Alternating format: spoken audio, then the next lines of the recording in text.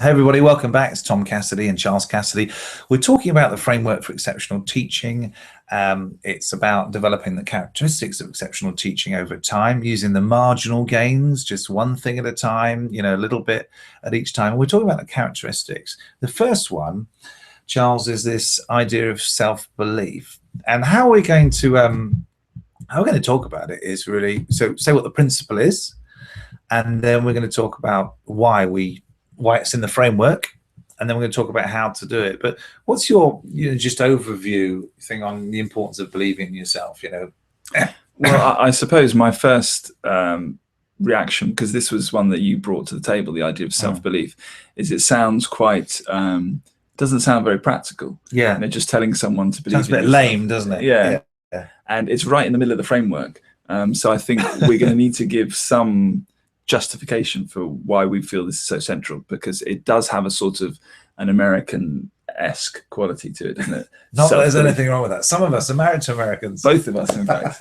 A different American, actually. Yeah, so I think you're going to need to perhaps convince English audiences why self-belief is something that can actually make a practical difference on the ground.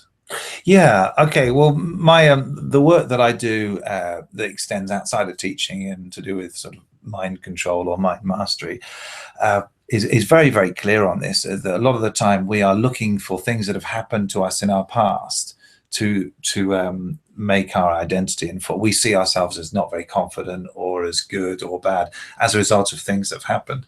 Well, when we look at successful people who've actually done really well in some area and been happy about it, whether they've decided to go and live on a mountain in Timbuktu, I don't even know if there are mountains in or whether they've decided to run a big multinational company. When they get to the end of their days and they review it, the people that tend to consider themselves successful according to their own remit tend to work in the same way. They tend to imagine what they are first, and then they kind of go and create it. So actually they're working the other way around. They don't look at stuff that's happened and then let their identity follow from what's happened. They see themselves as a great person, speaker, business owner, teacher, whatever, and then their reality follows that vision. So does this sort of link almost to cognitive dissonance? You go, yes, I am an exceptional teacher, for example, or I'm an amazing policeman. Yeah. And I know what the habits of amazing policemen are. So I better adopt them, because that's how I see myself. And if I see myself as an exceptional policeman, but I'm not exhibiting those habits, that doesn't quite add up. So therefore, perhaps that's why the mechanism can work that way around. Yeah, I mean, it's a bit like I'm doing a program called Reasonable Confidence at the moment with a neuroscientist in Australia. And what's really interesting is that there is no total separation between sort of mind and body. We are a system.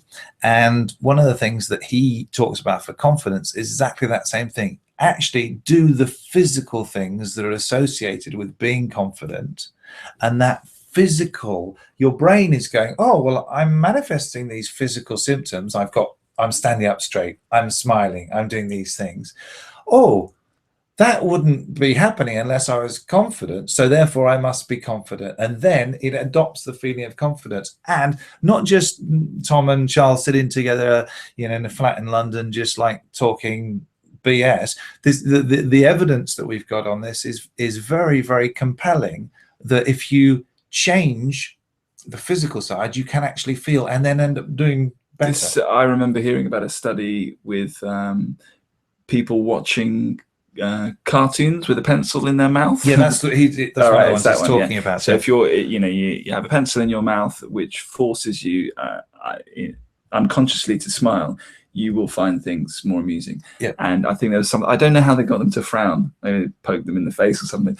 But there was a way that you could do something with a pencil which causes a frown, and that forced people to enjoy things less.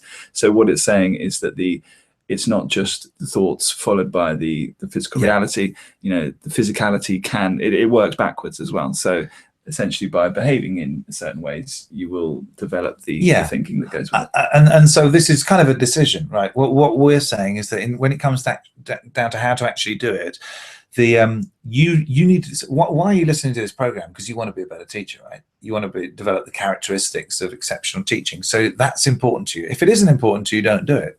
So you don't have to worry about it. But if it is important to you, let's try and do this in the easiest way. The easiest way possible is to first see yourself, create that identity as being an exceptional teacher. So you create the smile and then you feel good. So you then actually make every decision on how would an exceptional teacher respond to this, as you say.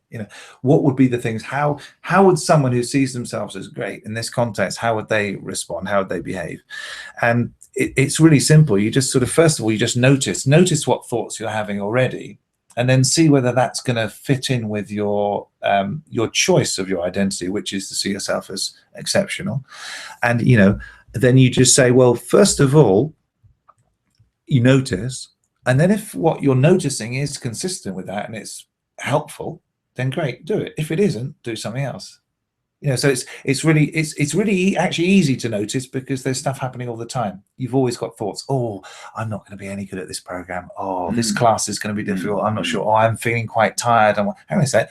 Would this person that I kind of want to be putting these things out there? Would they be thinking those? If yes, great, do them. If not, well, then no. Now, the mechanism for this we call the sausage machine, and I talk about this all the time. And this is my buddy Richard Wilkins, who came up with this idea. If you want beef sausages, you probably put beef into the sausage machine. If you want pork sausages, you're probably going to put pork in. So what are you actually putting in? If you want to create exceptional learning in your lessons, be an exceptional teacher, you've probably got to put in at the other end of the sausage machine that you are an exceptional teacher. You don't just do stuff and then end up being exceptional. You start off deliberately thinking, okay, so what am I going to put in with the relationship with myself? Seeing myself as a teacher, what am I putting in? Am I deliberately deciding to put in the expectations for the learning that the students are going to have in my lessons? The outcomes of a project. What am I putting in? What I expect out of life. How do I see myself? And so, even though it's quite esoteric, it's really practical, because you just say, okay, what am I putting in every, with your thoughts, your energy, your perspective and everything. And if it's stuff that is consistent with being exceptional as a teacher, great. If it isn't, then don't do it. Simple as that. And if you find yourself still doing it, it's okay. Just notice that it's not necessarily helpful. And the neuroscience of that is, we're going to talk about this probably quite a lot, but every time you have a thought, it becomes easier to have that thought. That's the same way you learn how to play the piano. Yeah. Isn't it? So the skill, the real skill on this is just really noticing, because if you notice stuff, then you can kill it. If you don't notice it, you might suddenly find you've gone a whole day and you're a bit, I've been a bit in a funny mood all day. There's also this idea that we tend to believe that thoughts we have are true, but they're not necessarily. They're just thoughts. Yeah, exactly. So a thought doesn't come with a guarantee that it's true. So it's just an event, and then you can decide what to do with it. Yeah, and I'll probably talk about this on lots of these clips, but my way of seeing the world, my paradigm is that helpful is more important than true. And it's often, as you say, you have a thought and you say, well, is it true or not? Well, you might not be able to prove it. Is it helpful is a better thing to, is it helpful to have this thought? If it is, yes, have it. If it isn't, don't have it. Now, the only dissonance you might get, what if the thought that you're having isn't helpful, but you can actually prove that it is true? Well, I'm not saying do something that is absolutely categorically untrue, but if you can't prove that it's true, this thought that you're having that you think is true might not be, as you were just saying. Anyway, right, that's item one. Characteristic number one: believe in yourself. It's going to get lighter. There's going to be jokes later.